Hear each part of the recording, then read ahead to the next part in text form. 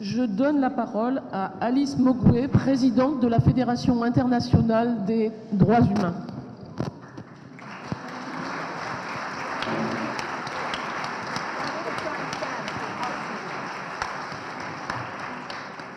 Thank you very much. I prefer to talk standing, but I understand the sound is not too good at that mic. But I wanted to check if you can hear me clearly if I'm standing. Donc Alice nous dit qu'elle n'aime pas prendre la parole quand elle est assise, donc elle voulait vérifier avec vous qu'on l'entend bien si elle se lève avec ce micro. Très bien. Yes. It's okay? Okay.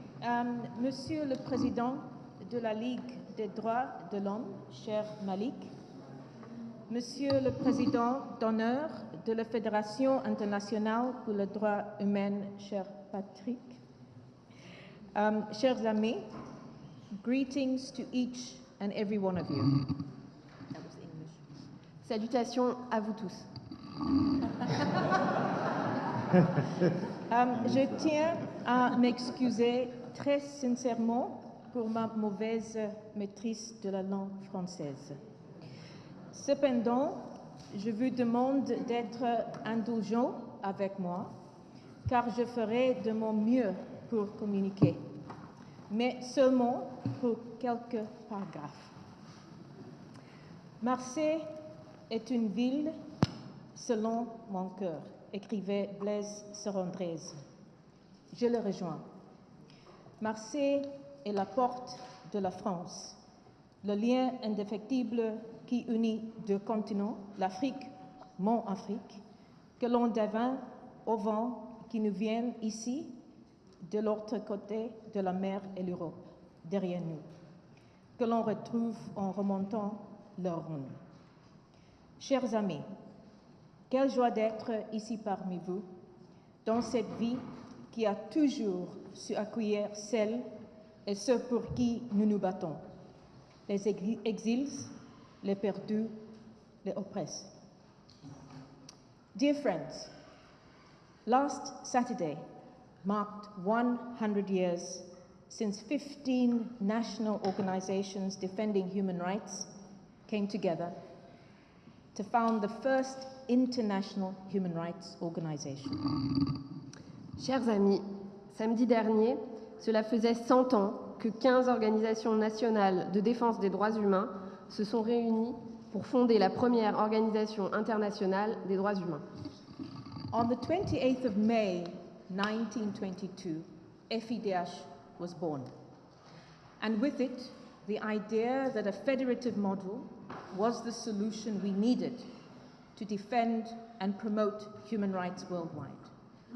100 years later, we remain convinced that the solidarity at the heart of this model is what we need to continue our fight for human rights for the century to come. Le 28 mai 1922, la FIDH était née et avec elle, l'idée qu'un modèle fédérateur était la solution dont nous avions besoin pour défendre et promouvoir les droits de l'homme dans le monde. 100 ans plus tard, nous restons convaincus que la solidarité, au cœur de ce modèle, est ce dont nous avons besoin pour poursuivre notre combat pour les droits de l'homme pour le siècle à venir. It is no accident that the motto of FIDH, which lies at its foundation, is peace through human rights. In the aftermath of World War I, Europe was devastated and in shock. This rings true today more than ever. Ce n'est pas un hasard si la devise de la FIDH, qui est à la base de son action, est la paix par les droits humains. Au lendemain de la Première Guerre mondiale, l'Europe est dévastée et sous le choc. Cela semble plus vrai aujourd'hui que jamais. On the 28th of May 1922, 50 national human rights organizations from France, Germany, Bulgaria, China, Spain, Greece, Norway, Portugal, Russia and Armenia gathered in Paris to found FIDH. Those organizations which were also founders but could not attend that founding gathering were from Poland, Sweden, Denmark, Belgium and Switzerland. The aim of the gathering was to promote both peace through human rights and cooperation between countries, so that the atrocities of World War I would not happen again. Le 28 mai 1922, 15 organisations nationales des droits humains de France, d'Allemagne, de Bulgarie, de Chine, d'Espagne, de Grèce, de Norvège, du Portugal, de la Russie et de l'Arménie étaient réunies à Paris pour fonder la FIDH. Ces organisations, qui étaient aussi d'autres organisations qui étaient aussi organisations fondatrices, mais qui ne pouvaient pas, qui n'ont pas pu se rendre à la réunion de création, venaient de Pologne, de Suède, du Danemark, de la Belgique et de la Suisse. L'objectif de cette union était de promouvoir à la fois la paix à travers les droits humains et la coopération entre les pays, afin que les atrocités de la Première Guerre mondiale ne se reproduisent pas. Leading them were two key organizations which were to play an extremely important role over the next decades. These were the German Bund Neues Vaterland and, of course, you, la Ligue des droits de l'homme.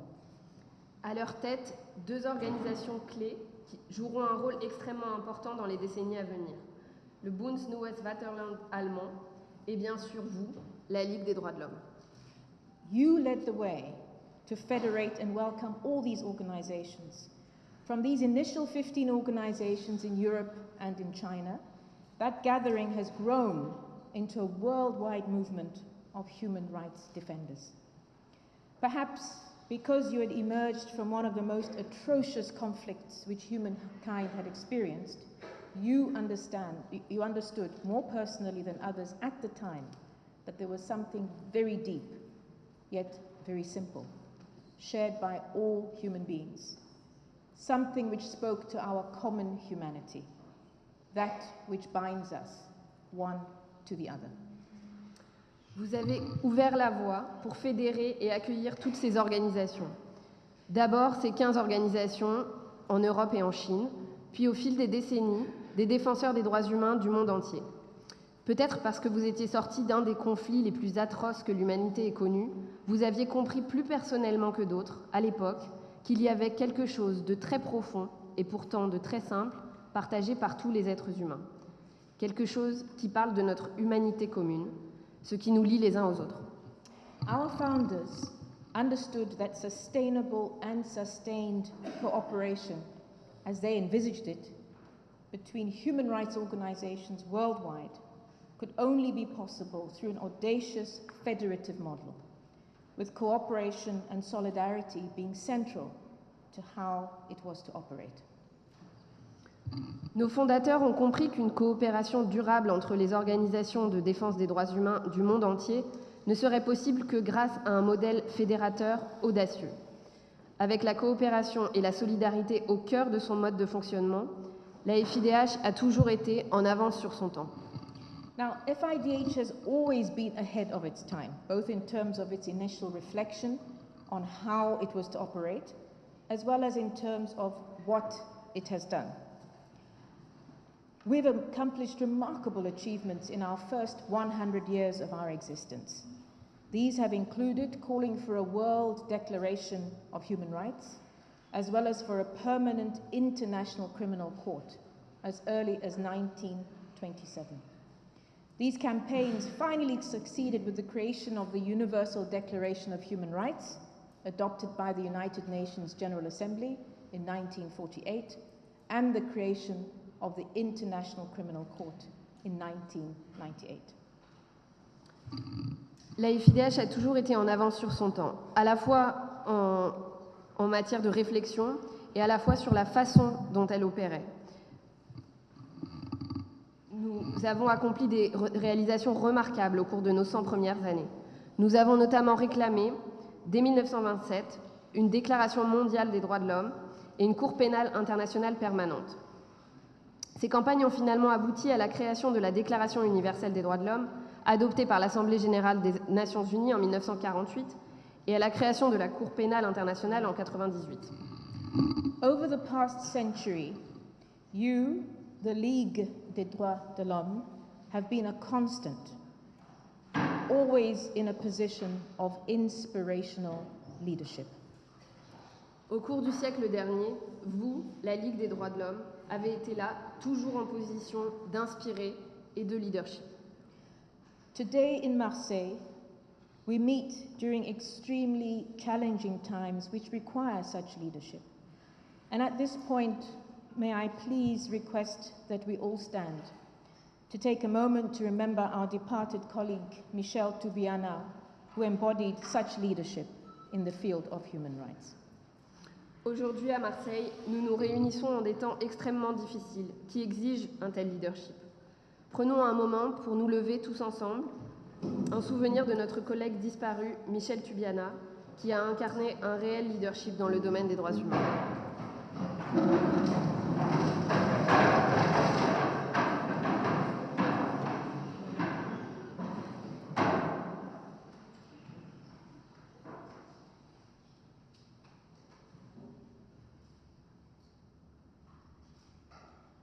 Merci beaucoup.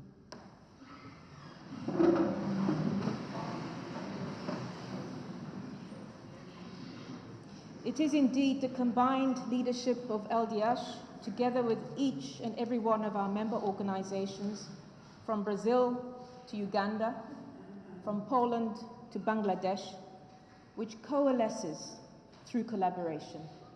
We are greater than the sum of our parts, and yet stronger than each one on its own.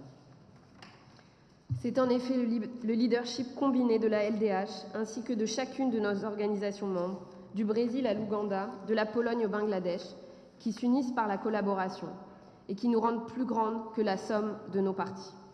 The 192 member organizations of FEDH form together a tapestry which is tightly woven in solidarity. Whether we are working freely in safe spaces or tenaciously surviving and thriving in exile, each and every member organization defends human rights thanks to a deep-seated belief in human dignity, equality and justice. Les 192 organisations membres de la FIDH forment ensemble une tapisserie tissée, serrée et solidaire. Qu'elles travaillent librement dans des espaces sûrs ou qu'elles survivent et s'épanouissent avec ténacité en exil, toutes les organisations membres défendent les droits humains grâce à une croyance profonde dans la dignité humaine, l'égalité et la justice. As we share these common values, we share in our work. Again and again, cooperation and solidarity have proven to be absolute necessities over the years, and that is the strength of FEDH. That is also the strength of LDH. With 285 local chapters all over France, the Ligue des droits de l'homme has been at the forefront of the fight for human rights, from the Dreyfus affair in the late 19th century to the 21st century fate of French children and their mothers who are currently being held in atrocious conditions in northeast Syria. Comme nous partageons ces valeurs communes, nous partageons notre travail. Au fil des années, le besoin de coopération et de solidarité s'est avéré être une nécessité absolue. C'est la force de la FIDH. C'est aussi la force de la LDH. Avec 285 sections locales dans toute la France, la Ligue des droits de l'homme a été à la pointe du combat pour les droits humains, de l'affaire Dreyfus à la fin du XIXe siècle, au sort, au XXe siècle, des enfants français et de leurs mères, actuellement détenus dans des conditions atroces dans le nord-est de la Syrie. When one of our member organizations is in need, FEDH and its members do not hesitate to step up to offer support and solidarity. One of the latest casualties of the war on civil society has been in Russia, where Memorial Human Rights Center was shut down in December 2021. The politically motivated decision of the Moscow City Court was aimed at silencing one of the last independent voices fighting for the respect for and protection of human rights in Russia. However, Memorial was not going to give up without a fight.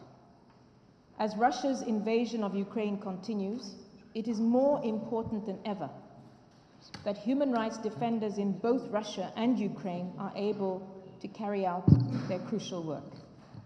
Our Ukrainian member, the Center for Civil Liberties, is carrying out the critically important work of documenting ongoing crimes which are occurring as we speak during this war. Lorsque l'une de nos organisations membres est dans le besoin, la FIDH et ses membres n'hésitent pas à se mobiliser pour lui apporter soutien et solidarité. L'une des dernières victimes de la guerre contre la société civile a été la Russie, où le Memorial Human Rights Center a été fermé en décembre 2021. La décision du tribunal municipal de Moscou, motivée par des considérations politiques, vise à réduire au silence les dernières voix indépendantes qui luttent pour le respect et la protection des droits humains en Russie. Memorial n'avait pas l'intention d'abandonner sans se battre, et alors que l'invasion de l'Ukraine par la Russie se poursuit, il est plus important que jamais que les défenseurs des droits humains russes et ukrainiens puissent mener à bien leur travail crucial. Le membre ukrainien de la FIDH, le Centre pour les libertés civiles, effectue aujourd'hui même le travail indispensable de documentation des crimes en cours. Our world is going through another tectonic shift around the initial ideological fault lines which led to various alignments and realignments and non-alignments in our shared histories of colonialism, the Cold War, liberalism, illiberalism, spheres of influence, national interests, dependencies, and dominance. Liberal democracy seems to be pitted against Putin, who is referred to almost as the incarnation of an ideology, the embodiment of illiberalism. However, we need to remember that beyond ideology, this war has global reverberations, including increasing food insecurity, increasing militarization, increasing migration, and increasing inflation. We are all victims of this war in different ways.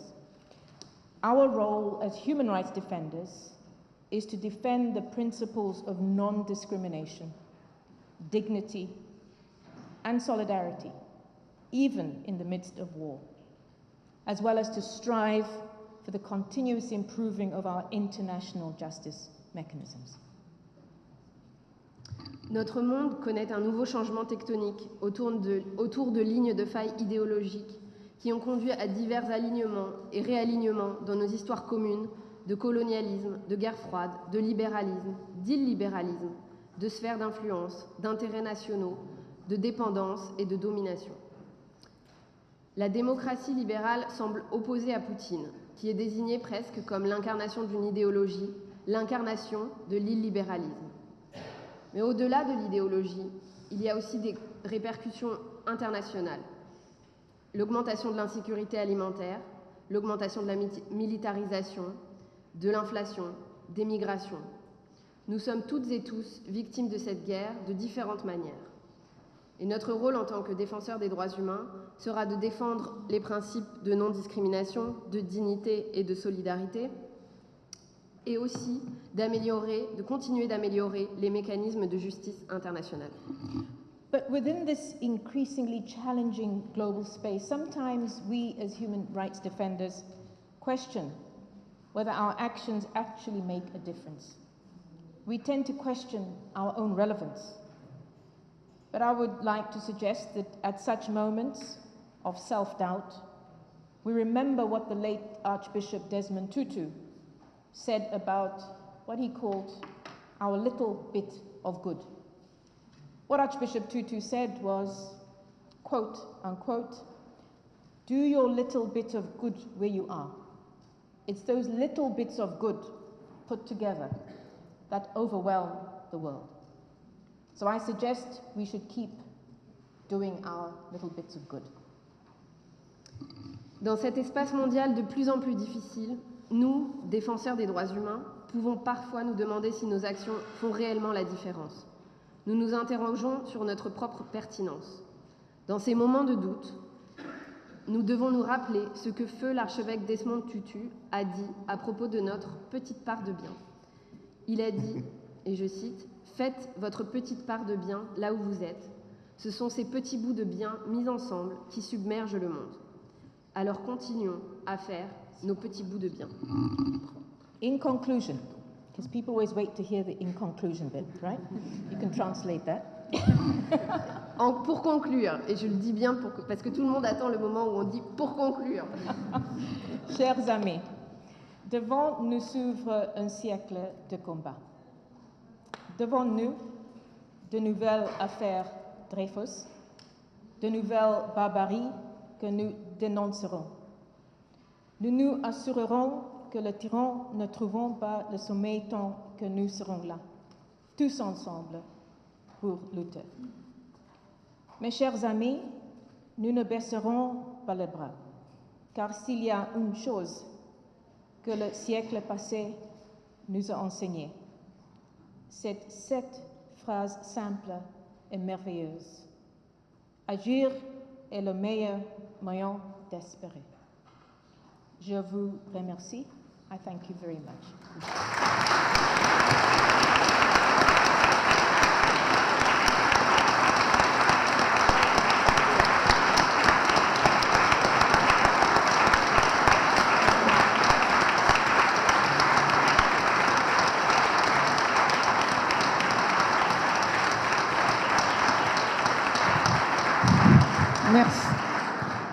Merci beaucoup, Alice.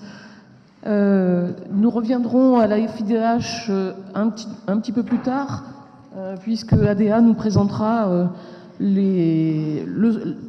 la célébration du centenaire. Voilà ce que peuvent faire les sections, ce que fait la FIDH. Donc on y reviendra après. Pour l'instant, je donne la parole à Wadi Al-Asmar, président d'Euromed Droit.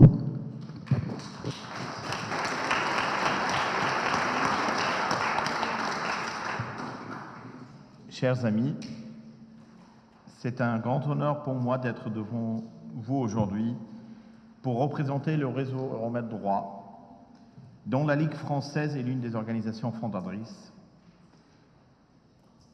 Le dernier congrès auquel j'ai assisté, c'était presque à une autre époque, en 2019 à Saint-Denis, avant la pandémie. Le monde a beaucoup changé. En 3 ans, d'un côté, nous avons vu un élan de générosité important pendant cette pandémie dans différents pays du monde. Toutefois, ceci ne devrait pas cacher les défis nouveaux, surtout 2 ans pendant lesquels beaucoup de victimes, parmi eux les plus marginalisés, beaucoup de femmes aussi, se sont retrouvées dans un huis clos avec leurs oppresseurs, qu'ils soient des personnes privées ou, dans la majorité des cas, des autorités. Les inégalités flagrantes dans la réponse à la pandémie entre le Nord et le Sud, mais je devrais dire entre pays riches et pays pauvres, parce que ce découpage Nord-Sud me semble dépassé. Mais aussi les défaillances des systèmes de santé dans beaucoup de pays, qui ont montré l'illusion de la privatisation de la santé et de la recherche en particulier. Parce que dans beaucoup de pays, en France et ailleurs, mais surtout dans les pays qui s'étaient appuyés exclusivement sur la santé privée, on a vu que quand il y a eu la pandémie, c'est les services publics qui ont répondu, présents. Beaucoup d'hôpitaux refusaient au début de recevoir les malades du Covid, qui se sont retrouvés à tourner contre des systèmes de santé publique défaillants, malheureusement, pas parce qu'ils ne sont pas efficaces, mais parce que ça fait des dizaines d'années que la politique générale de beaucoup de pays était de dire le public ça sert à rien, il faut tout privatiser.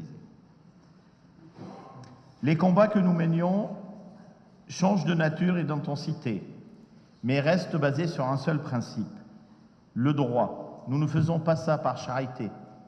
Notre combat, c'est parce que nous sommes convaincus que les personnes, tout être humain, a un certain nombre de droits intrinsèques que nous devons défendre. Malheureusement, notre région euro-méditerranéenne, et je vais vous parler plutôt de cette région, je pense d'autres intervenants ont parlé du monde et d'autres parleront de la France en particulier. Moi, ce que je voudrais vous parler, c'est de ce sud et est de la Méditerranée.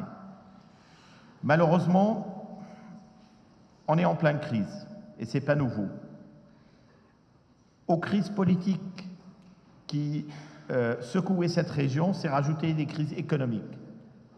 Des crises économiques qui ont frappé de plein fouet un certain nombre de pays. Le pays dont je suis originaire, le Liban, a vu son système bancaire s'écrouler, en faillite réelle, mais non admise. Sa monnaie a perdu 20 fois sa valeur. Donc pour donner un exemple simple, le salaire d'un fonctionnaire à la retraite, qui devait être autour de 1 500 €, aujourd'hui est moins de 200 € en 2 ans. Et bien sûr, sans aucun système de rattrapage autre les aides, on va dire, individuelles et privées entre les gens.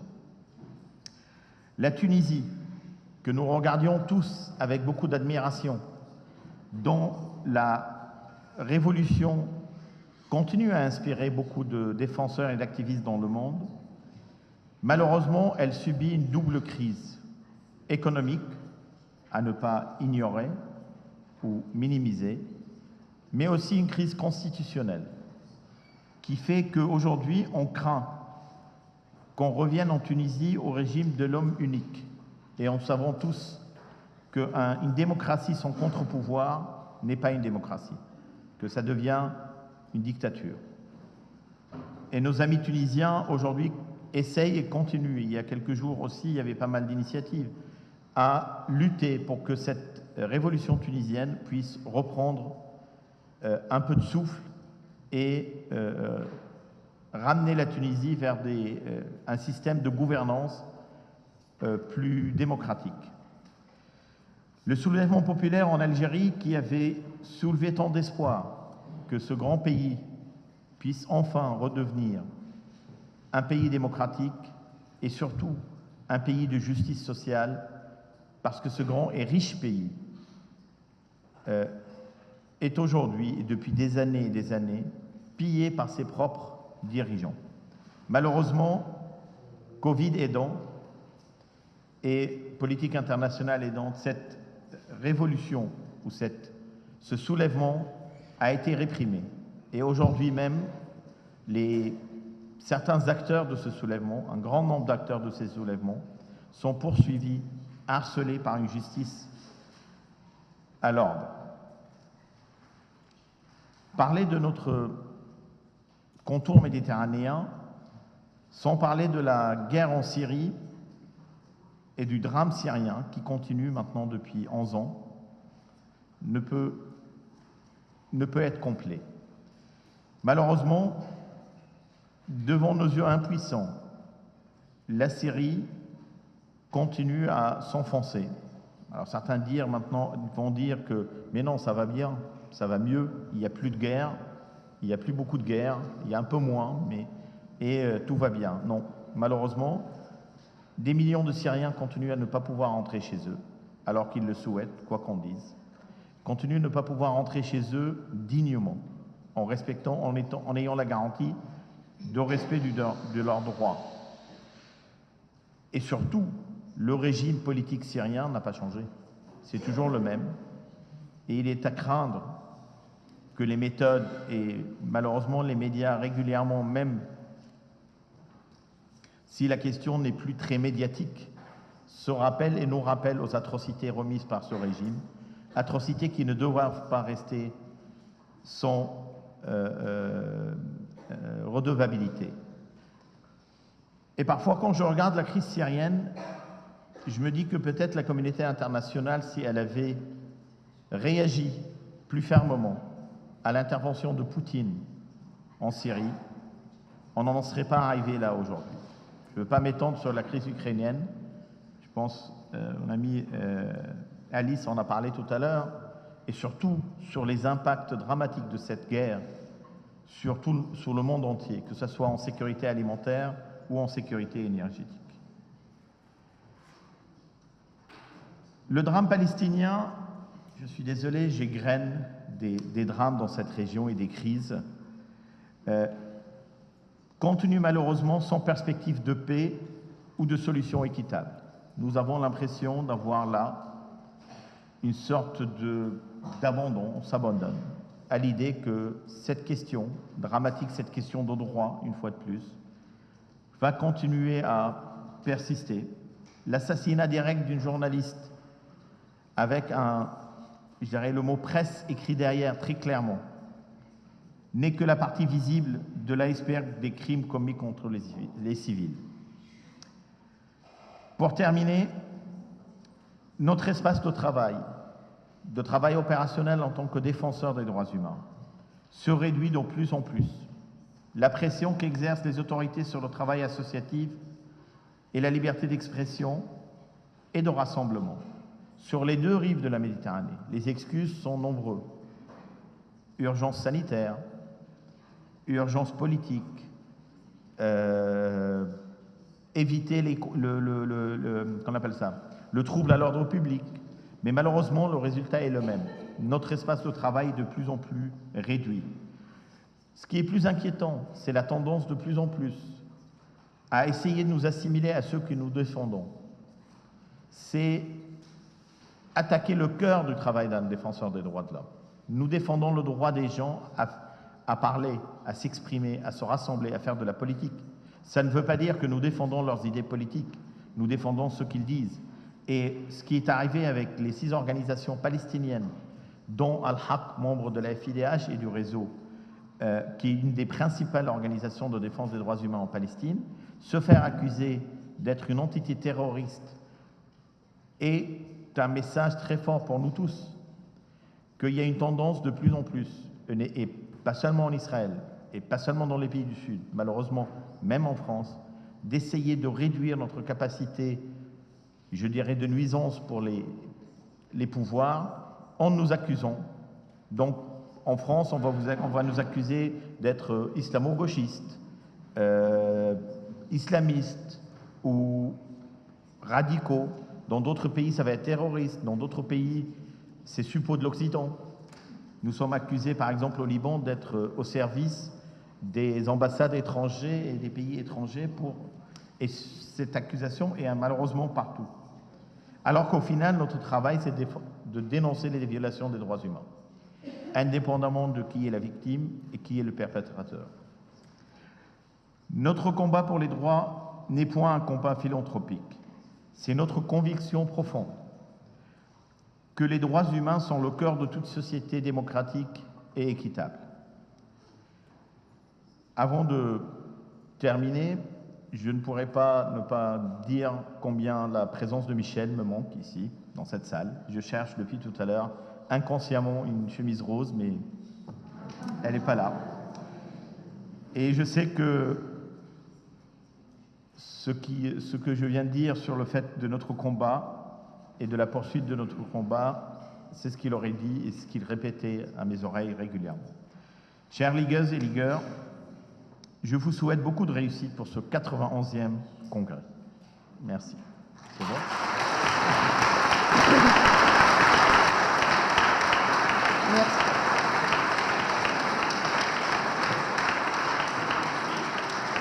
Merci Wadi. Je donne maintenant la parole à Alexandrina Najmovic, secrétaire générale du Forum civique européen. Merci.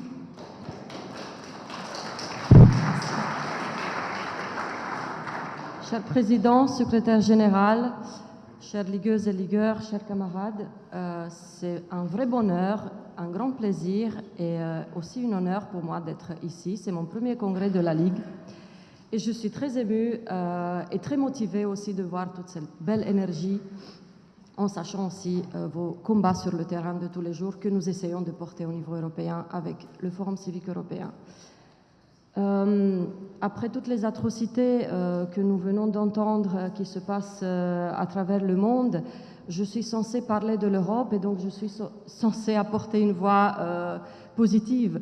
Et effectivement, je pense que comparé à d'autres parties du monde, nous sommes des privilégiés en Europe, ne serait-ce que pour la possibilité de vivre en paix. N'oublions pas aussi notre responsabilité de faire vivre la paix et de la maintenir dans le monde. Pour la possibilité et la sécurité du lendemain pour la plupart d'entre nous. Donc je pense qu'il faut qu'on fasse bon usage de notre condition de privilégiés et c'est ce que vous essayez de faire tous sur le terrain. Je vous en suis profondément reconnaissante. Quelques mots du Forum civique européen que peut-être vous ne connaissez pas assez, même si durant les dernières années, nos relations se sont fortement développées. C'est un réseau européen d'une centaine d'associations à travers pratiquement presque tous les pays de l'Union européenne et des Balkans occidentaux. Nous sommes présents directement à travers des associations membres dans 28 pays en Europe et nous sommes été créés en France en 2005 par des mouvements d'éducation populaire tels que la Ligue de l'enseignement, mais également des mouvements similaires en Italie comme Arci que vous connaissez bien ou la Ligue espagnole de l'éducation populaire. Avec un objectif de favoriser un espace permanent de rencontre entre les acteurs associatifs au niveau européen pour créer ensemble une vision commune et des propositions pour une citoyenneté européenne, pour une meilleure participation des citoyens aux politiques publiques au niveau européen, mais également pour soutenir la structuration du mouvement associatif au niveau européen, la coopération transfrontalière, mais beaucoup plus que ça, puisque nous avons œuvré pendant une dizaine d'années à la création d'une structure européenne qui s'appelle Civil Society Europe, qui est, si vous voulez, en quelque sorte l'équivalent du mouvement associatif en France et qui est le lieu de représentation et d'interlocution avec les institutions européennes pour la société civile au niveau européen.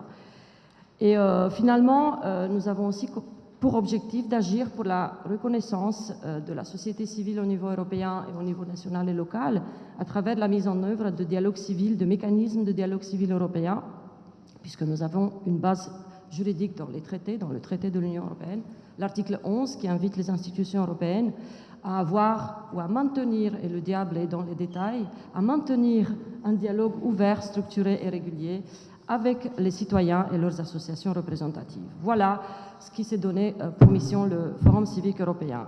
La LDH, elle fait partie des membres fondateurs, elle est là depuis pratiquement le début, et la LDH a joué un rôle très très important dans la création d'une vision et d'un discours très politique du Forum civique européen, notamment pour ce qui est la relation entre citoyenneté politique et citoyenneté sociale, lien entre citoyenneté active et accès aux droits, et également lien entre l'état de la démocratie, l'adhésion populaire à l'Europe et à ce que représente le projet européen, et les politiques publiques qui répondent ou pas aux attentes et aux besoins des citoyens à travers l'Europe.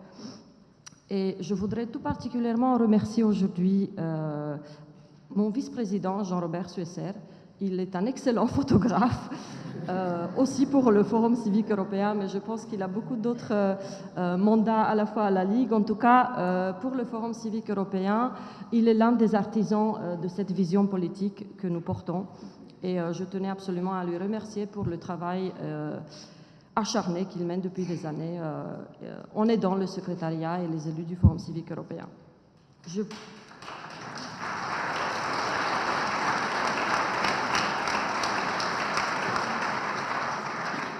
Je voudrais également remercier, je ne sais pas s'il est toujours dans la salle, Aria Halimi, pour sa contribution ces dernières années à notre travail d'observation et de documentation des atteintes aux libertés civiques et aussi au travail de plaidoyer en direction notamment des institutions européennes pour défendre ces libertés au niveau européen.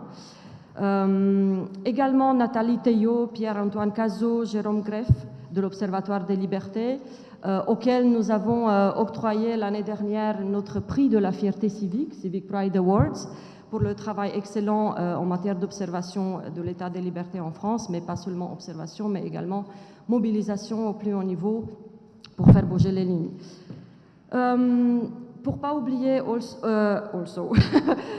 Dominique Guibert et Roland Biache qui se sont investis notamment pendant la période de gloire de l'AEDH.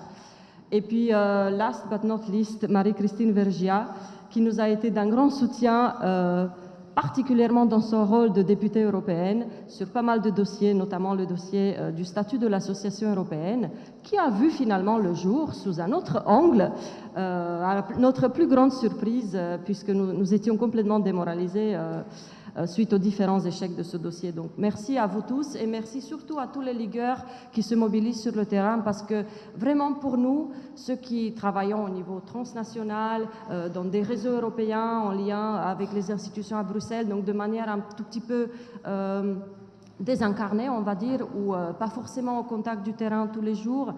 Vraiment, pour nous, vous êtes une source constante d'inspiration et de motivation pour continuer les combats qui ne sont pas toujours faciles. Peut-être très brièvement quelques informations ou quelques constats que je suis sûre vous partagez tous et, sur l'état des libertés associatives et de l'état de droit à travers l'Europe. On observe depuis quelques décennies d'ailleurs un certain recul des libertés en parallèle d'un affaiblissement de la démocratie et de l'état de droit, et ça reflète en fait des tensions accrues dans nos sociétés, notamment une crise de confiance dans la démocratie elle-même comme principe de gouvernance, l'accroissement d'un sentiment d'insécurité socio-économique, des conséquences, la concurrence entre les personnes pour leur accès aux droits et aux services publics, ainsi que l'accroissement des vulnérabilités qu'on a vu exploser avec la crise sanitaire. Et bien que les États soient les seuls responsables du cadre de l'état de droit et de la défense, d'assurer la défense des libertés associatives, ces tensions sociétales reflètent également une certaine responsabilité des politiques européennes, notamment les politiques économiques et financières, dont les règles parfois ont un impact négatif sur l'état même de la démocratie, sur l'adhésion des peuples et en tout cas sur le sentiment de beaucoup de gens que les politiques publiques non seulement ne répondent pas à leurs besoins, ne les écoutent pas, mais ils les laissent complètement de côté et ils ne se sont pas entendus. Et le mouvement des Gilets jaunes en France a été un très fort révélateur de cette situation. D'ailleurs, ces règles économiques ont été suspendues pendant la crise sanitaire pour permettre justement aux États, donc on a bien vu qu'il est possible et que ces règles ne sont pas irrévocables. Donc on espère bien que les discussions actuelles en matière de révision du pacte de stabilité et de croissance vont permettre à ce que les droits sociaux ne soient pas à chaque fois mis en concurrence avec les règles économiques, avec cette concurrence généralisée de tous contre tous en Europe. Également, on observe une tendance d'isoler certaines politiques du contrôle démocratique. Ça a été très très évident pendant la crise grecque, mais ce n'était pas le seul moment. En fait, c'est une constante.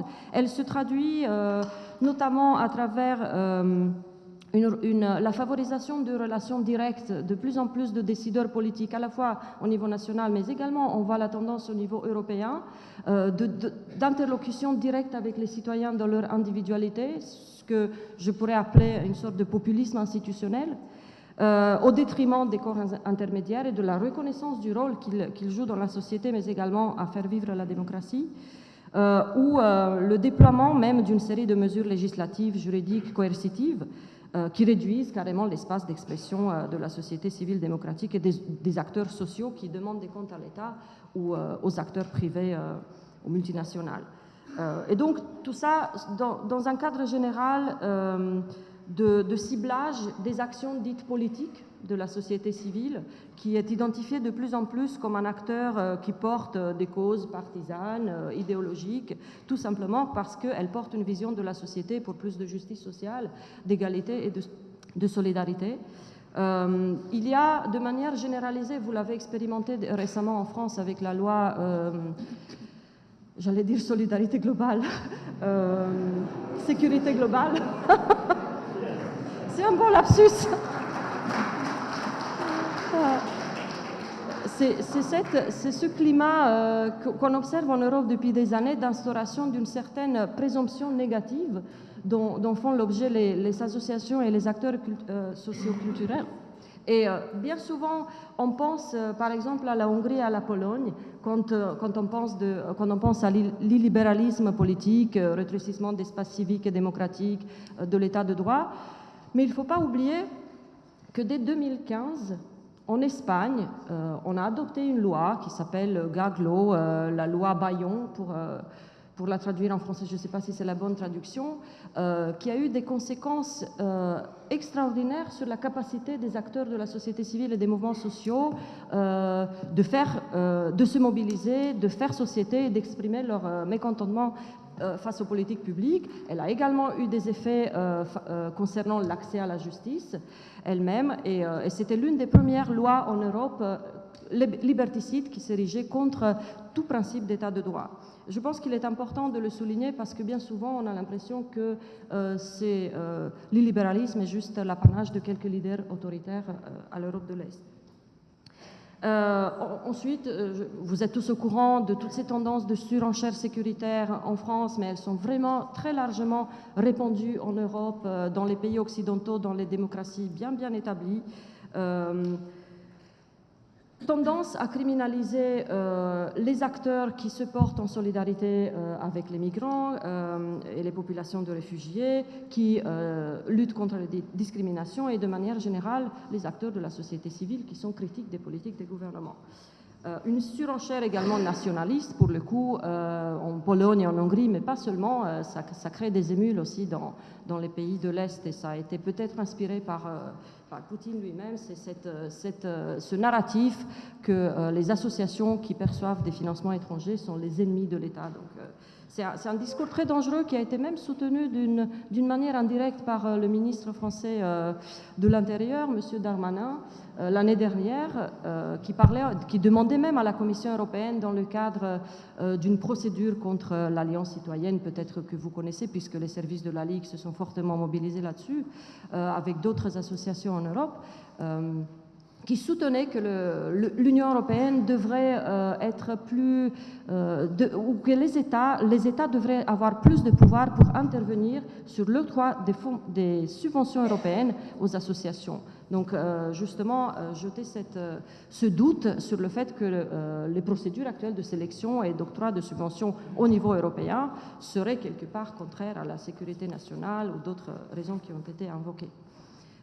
Dites-moi si je suis trop longue, je vous vois un peu désespérée, je vais vraiment raccourcir.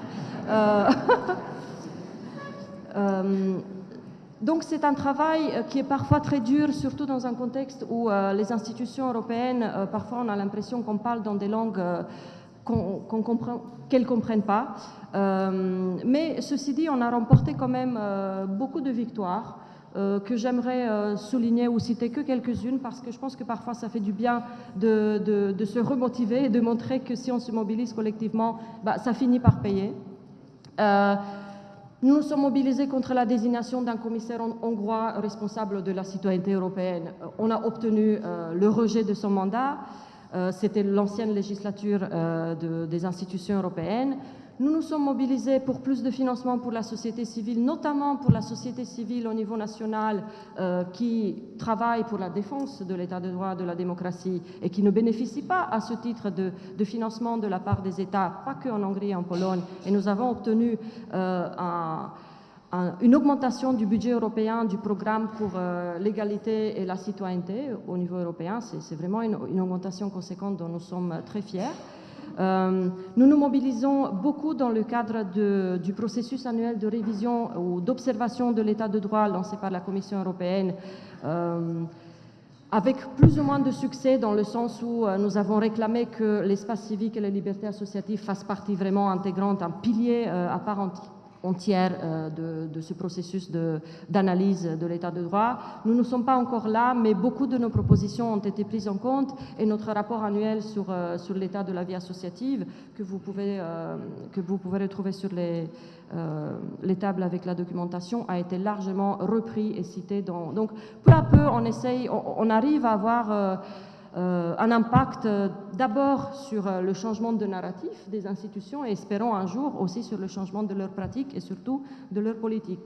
Donc, je pense que je n'aurai pas le temps ici de vous parler de la conférence sur l'avenir de l'Europe, mais peut-être qu'on aura l'occasion d'en parler dans la réunion ce soir si je participerai à la réunion Europe, puisque ça, c'était aussi un grand succès de la société civile dans un contexte où nous étions complètement déprimés au tout début, où la société civile n'apparaissait même pas en tant qu'acteur possible de cette mobilisation qui visait encore une fois l'implication individuelle des citoyens atomisés.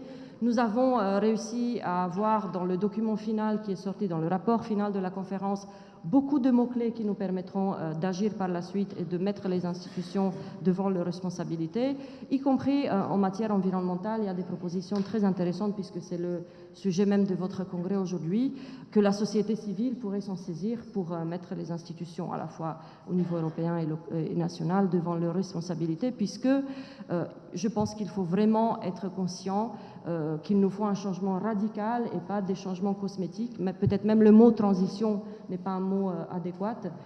On a vraiment besoin d'un changement de paradigme pour passer d'un système orienté sur la croissance et le profit sur un système qui place l'humain, les droits et les libertés au cœur. Et en tout cas, c'est au cœur de nos mobilisations. Et je vous suis très reconnaissante pour nous soutenir et pour nous fournir de la matière et pour nous donner de l'espoir que tout est possible. On peut changer le monde si on se mobilise tous. Merci. Merci beaucoup.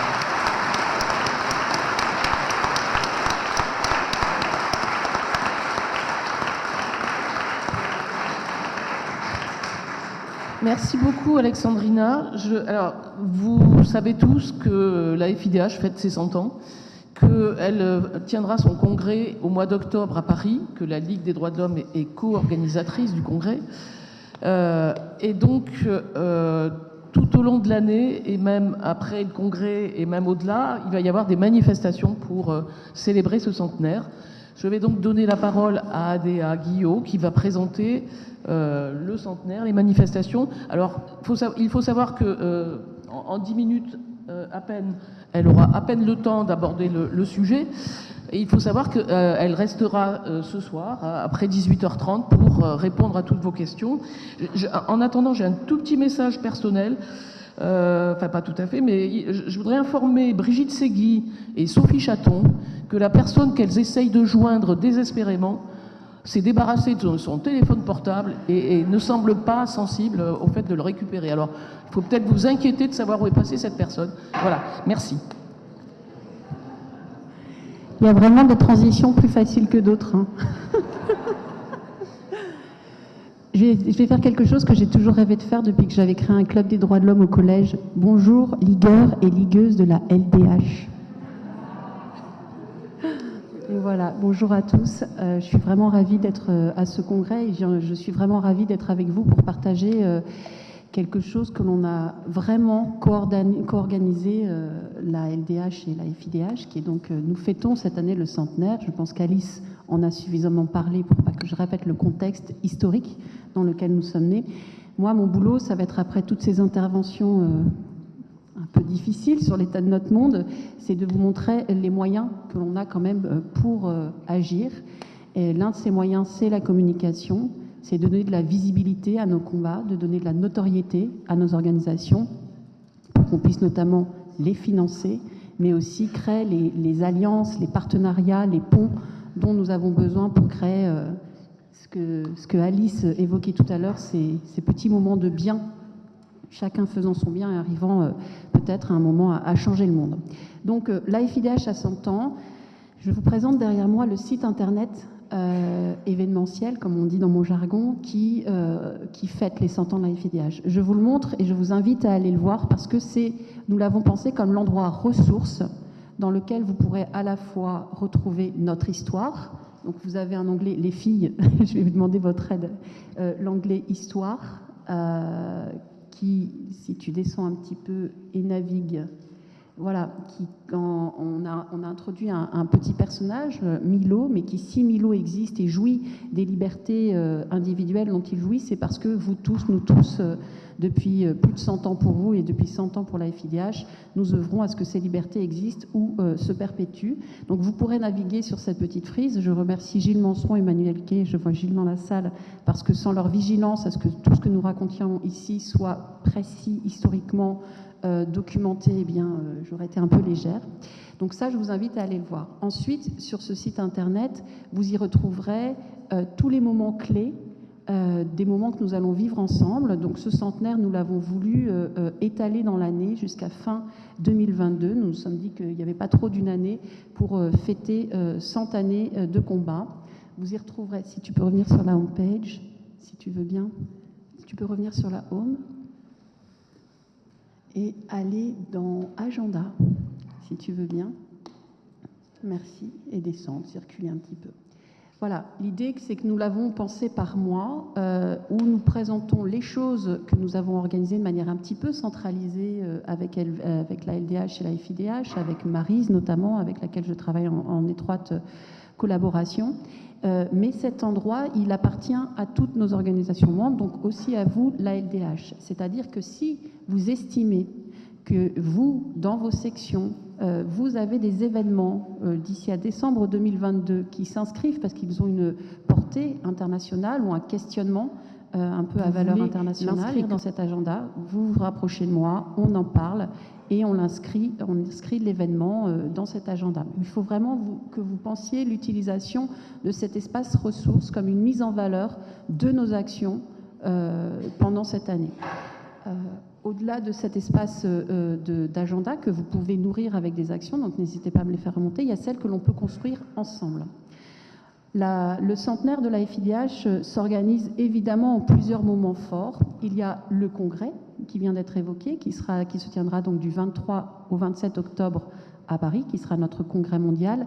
La FIDH se réunit tous les 3 ans pour élire, comme vous le faites ce week-end, sa gouvernance, sa présidente, ses vice-présidents, et puis pour discuter stratégie, politique, orientation.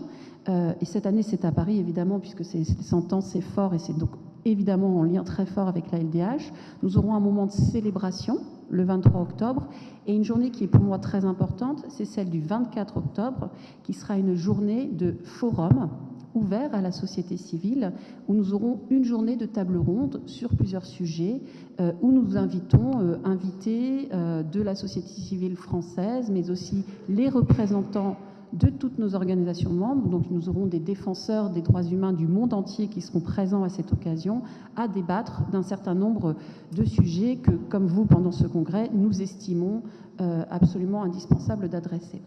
Donc ça, c'est un moment fort. Donc je vous invite aussi peut-être à vous rapprocher parfois des instances nationales pour savoir quel en sera le programme et comment peut-être vous y joindre. L'autre moment que nous essayons de mettre en place, enfin les outils que nous essayons de mettre en place dans ce centenaire, c'est que nous essayons d'atteindre plusieurs publics cibles qui sont les gens auxquels nous voulons parler, qui ne connaissent pas ou devraient, on aimerait qu'ils le connaissent, mais malheureusement ne connaissent pas nos agendas universalistes, qui nous sommes, ce qu'est l'universalisme des droits humains, et ce sont les gens que nous allons chercher. Donc ce ne sont pas les gens avec lesquels nous discutons d'habitude, mais ce sont des gens que nous devons absolument engager si l'on veut pouvoir renouveler une pensée universaliste dans nos sociétés respectives, notamment les jeunes. Donc nous avons mis en place une consultation citoyenne sur les droits humains du futur. Donc sur le site internet, sur la home, si vous y retournez, s'il vous plaît les filles, si ça ne vous gêne pas. Un moment entre campagne et agenda va apparaître la semaine prochaine, une petite page qui s'appellera Ask the Future, demander au futur, ou via une campagne numérique que Virginie de la LDH va diffuser aussi pour nous, mais que vous pouvez diffuser aussi localement dans vos instances. On peut vous équiper en affiches, en soutien digital, en tout ce dont vous avez besoin. On va inviter les citoyens à donner leur avis sur les droits humains du futur. Et vous, les droits humains du futur, c'est quoi ? Donc évidemment, on va essayer d'orienter un petit peu la question, parce que sinon on pourrait avoir tout et n'importe quoi, sur des thématiques qui nous semblent importantes, sur le fait démocratique, évidemment. On a longuement évoqué la Russie, mais il n'y a évidemment pas que la Russie. Il y a la Chine aujourd'hui, il y a des dérives extrêmement fortes en Amérique latine, et comment cet axe autoritaire se met en place et comment on peut y répondre. Donc cet axe démocratique. Ensuite, il y a un axe évidemment lié au changement climatique, et puis il y a tout un axe lié au digital et ses droits qu'il va bien falloir penser sur nos vies privées, sur nos existences digitales à l'avenir. Donc on essaye un petit peu d'orienter les choses comme ça. Là encore, au-delà de la campagne digitale, nous essayons de mettre en place avec les sections locales qui le souhaitent, et donc il y en a plusieurs dans la salle avec lesquelles je suis déjà en lien, et je me tiendrai donc à votre disposition en fin d'après-midi avec celles qui aimeraient creuser ce sillon de collaboration. Nous mettons en place des événements avec les instances régionales liées à la jeunesse ou à l'éducation populaire, puisque vous, la LDH, vous avez un mandat d'éducation pour aller chercher ce public de jeunes, notamment des 16-25 ans, et de les mobiliser sur cette question de « et pour vous, les droits humains du futur, c'est quoi ?» Donc je vous donne un petit exemple de ce que l'on fait à Paris avec Maryse, en lien avec la mairie de Paris et leurs services, dans un lieu très précis qui s'appelle le QJ, le quartier jeunesse de Paris, qui est l'ancienne mairie du 1er de Paris, qui a été réhabilitée en accueil de la jeunesse. Nous mettons en place des ateliers avec d'abord les adultes de l'éducation populaire pour les former, c'est vraiment chiant, pardon, pour les former à ce qu'est l'universalisme que nous défendons, et puis ensuite un temps d'atelier avec les jeunes eux-mêmes où nous les interrogeons sur 3 questions liées aux 3 thématiques dont je viens de vous parler.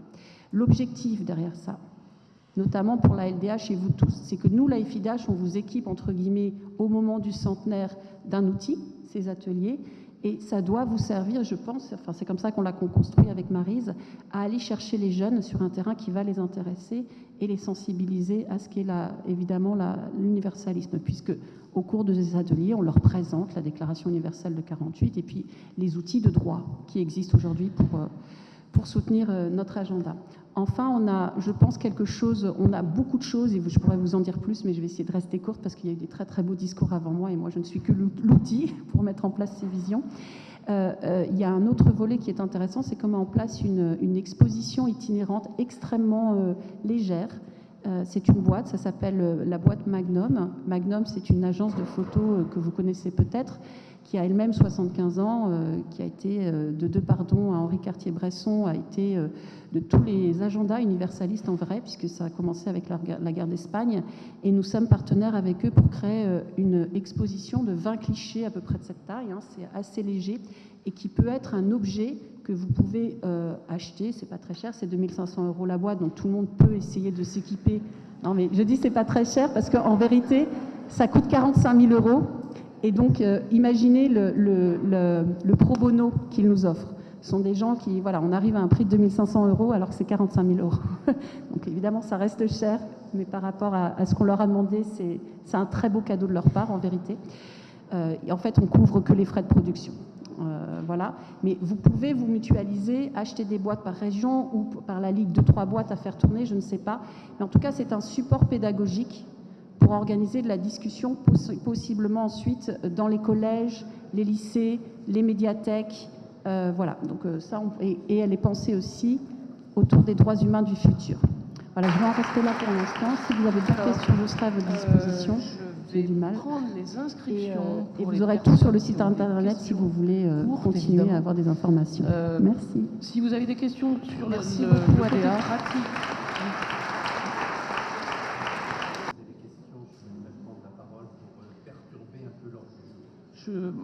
Écoute, je te la donne volontiers. Si quelqu'un peut prendre les noms des personnes qui veulent poser des questions ensuite, ça m'arrangerait beaucoup parce qu'en plus, j'ai un gros problème pour entendre vos noms quand vous êtes dans la salle. Donc Patrick, tu as la parole. Oui, je vais intervenir sur un point pour lequel on me demande d'intervenir. Je vous rassure, je n'ai pas fait ça de ma propre initiative. Mais il m'est demandé d'intervenir sur un sujet qui tient particulièrement à cœur aujourd'hui dans le cadre des combats que mène la LDH. Et comme c'est un sujet qui touche aussi à l'international, je pense que ça peut être le bon moment de l'aborder. Ce sujet, c'est celui des enfants français qui sont détenus dans les camps du nord-est syrien. Vous connaissez tous, toutes, cette situation. Bon, fort heureusement, il y a une pression médiatique qui monte un peu sur ce sujet. Ce que je voulais vous dire, c'est qu'à la Ligue des droits de l'homme, nous sommes fortement engagés et mobilisés depuis des mois.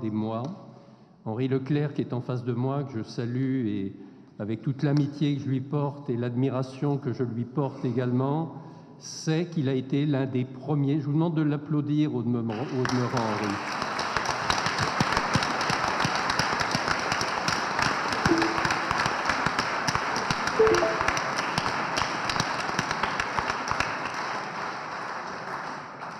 J'ai toujours beaucoup d'émotions quand j'ai Henri en face de moi, et je vous dirai pourquoi plus tard. Donc Henri a été un des premiers, avec Marie Dosé, qui est l'avocate fortement engagée dans cette affaire, qui fait un boulot et un travail formidable. Henri a été l'un des premiers à faire une tribune dans le journal Le Monde. J'ai embrayé, moi, avec Françoise Dumont, je ne sais pas si elle est là, on a fait une autre tribune. Il y en a eu d'autres depuis lors. On a participé, on a organisé une conférence de presse au siège de la Ligue, on a participé à 2 autres conférences de presse, dont une très récente. C'est vous dire qu'on est mobilisé. Pourquoi est-on mobilisé à ce point? Parce que c'est sans doute, comment dire, une des choses les plus honteuses pour l'État français. Et nos autorités politiques actuelles, et pour ne pas le nommer, une des choses les plus honteuses pour le président de la République réélu.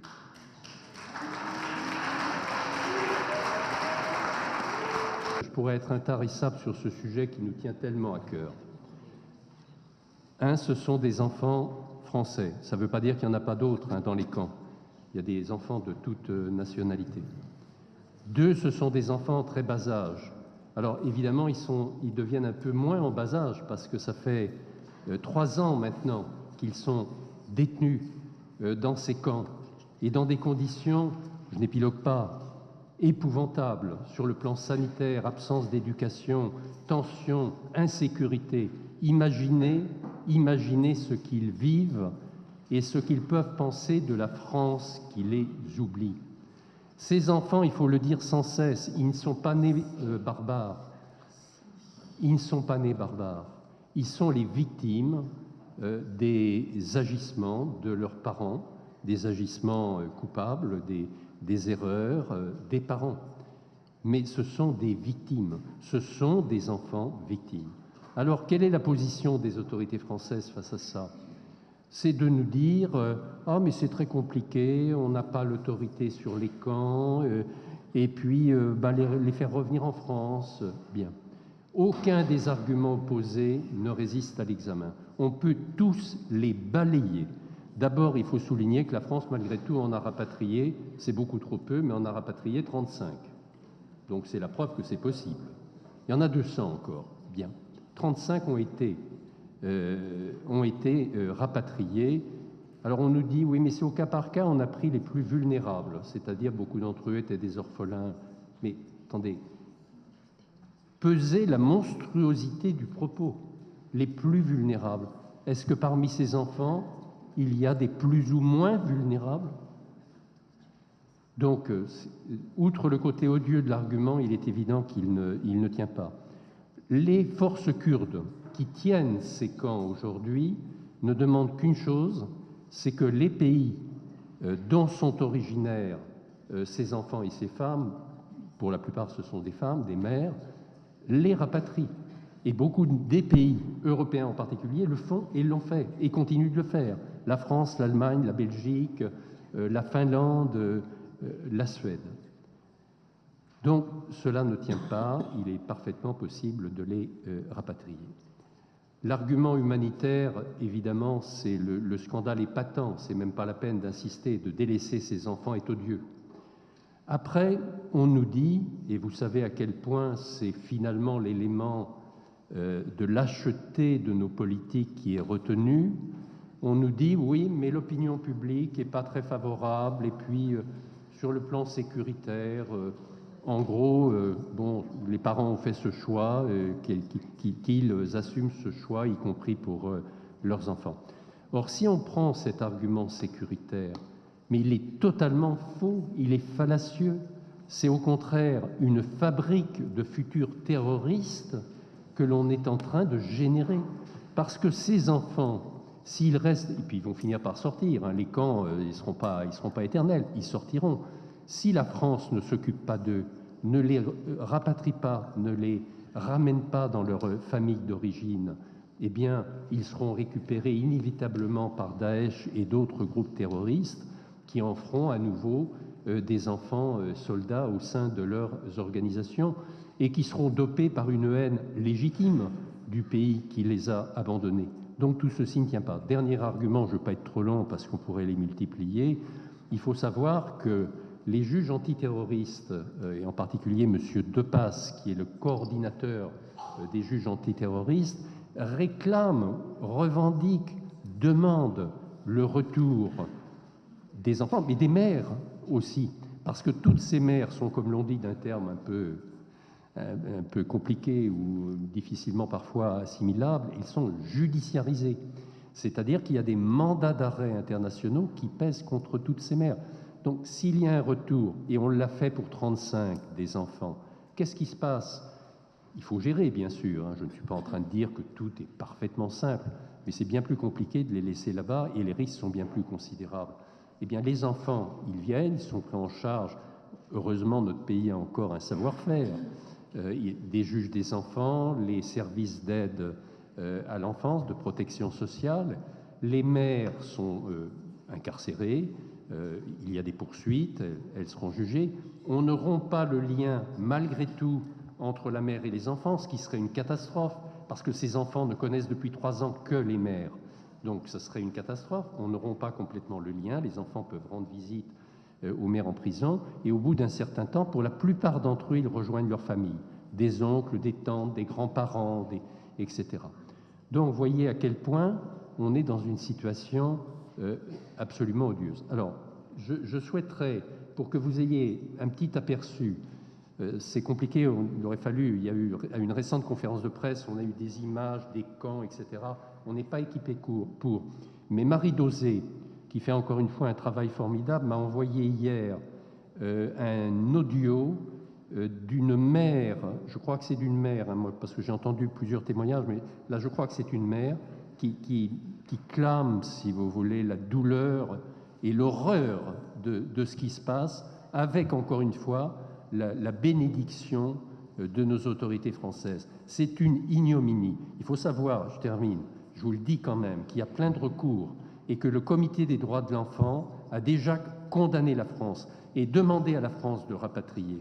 Mais pour autant, on continue comme si de rien n'était. Et j'ai auditionné pour ma part, en tant que membre de la CNCDH, un certain nombre de représentants des autorités françaises, en particulier du Quai d'Orsay. Je peux vous dire que la fois dernière, ils avaient le nez sur leurs chaussures. Ils n'osaient même pas contredire les arguments qu'on leur opposait, mais ils sont aux ordres. Et il y a eu 2 avis de la CNCDH, des avis de la CNCDH, le dernier est récent, il est du mois de décembre, j'en ai été rapporteur, évidemment très pressant. Malgré tout, on en est toujours au statu quo. Et il y aura une décision prochaine, je pense, puisque la plainte a été déclarée recevable de la Cour européenne des droits de l'homme, qui va presque certainement, et évidemment nous l'espérons, condamner la France. Donc c'est une tâche indélébile qui va perdurer sur notre pays, et je suis, encore une fois, du point de vue même des autorités, c'est stupide, parce que inévitablement ça rétroagira à leur encontre. Alors, le dernier point, puis après on entend juste le témoignage et vous cessez de m'écouter parce que je serai intarissable et je m'en excuse d'avance auprès de vous. Mais ce que je vous demande, c'est, là où vous êtes, ligueurs, ligueuses, faites passer ce combat et soyez incisifs, demandez sans relâche que les enfants, avec les mères, soient rapatriés.